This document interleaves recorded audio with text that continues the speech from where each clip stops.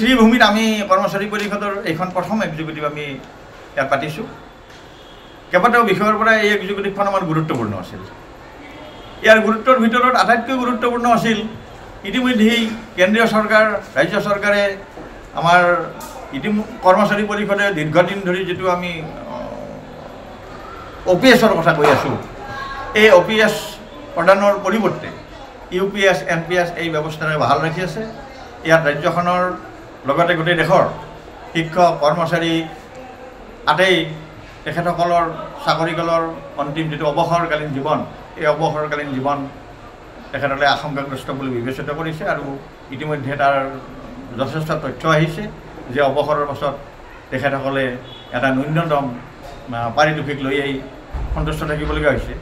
গতিকে এই বিষয়টো সদৌ অসম কৰ্মচাৰী পৰিষদে গভীৰভাৱে চিন্তা কৰি আহিছে আজি বহু বছৰ জুৰি। আজিও বিভিন্ন সময়ত আমি ইয়াৰ প্ৰতিবাদো কৰিছোঁ। আজিও এই শ্ৰীভূমি জিলাৰ কাৰ্যনিৰ্বাহকৰ আমাৰ গুৰুত্বপূৰ্ণভাৱে আমি অহা জানুৱাৰী মাহৰ পৰা আমাৰ কাৰ্যসূচীটো আমাৰ ডিচেম্বৰৰ পৰাই আৰম্ভ হ'ব, 24 তাৰিখৰ পৰা, আৰু ধাৰাবাহিকভাৱে আমি বিভিন্ন পৰ্যায়ৰ কাৰ্যসূচীৰে এই NPS UPS বিৰোধিতা আৰু OPS বাহালৰ যিখন সদৌ অসম কৰ্মচাৰী পৰিষদৰ সংগ্ৰাম, এই সংগ্ৰামখনক আমি অব্যাহত ৰাখিম। আমি গোটেই সংগ্ৰামখিনি চৰকাৰৰ যিবিলাক বিধি ব্যৱস্থা গণ্ডি সম্পূৰ্ণৰূপে গণতান্ত্ৰিক ব্যৱস্থাৰে আমি পৰিচালিত কৰিম। আজি শ্ৰীভূমিৰ এই এক্সিকিউটিভত আমাৰ এই বিষয়টো সিদ্ধান্ত গ্ৰহণ হৈছে। অন্যহাতে এটা গুৰুত্বপূৰ্ণ বিষয় যে আজি 20-25 বছৰ যদি ৰাজ্যৰ শিক্ষক সমাজে তেখেতসকলৰ অইন কৰ্মচাৰী লেখীয়াকৈ বছৰত আৰ্জিত 30 দিনৰ দাবী কৰি আহিছিল।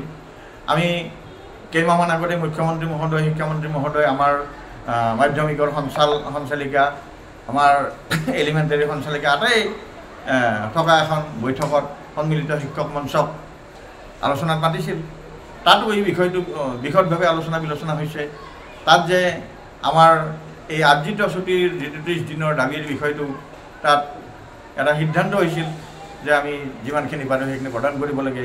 সেই সিদ্ধান্ততে আজিৰ তাৰিখলৈকে কাৰ্যকৰী হোৱা নাই।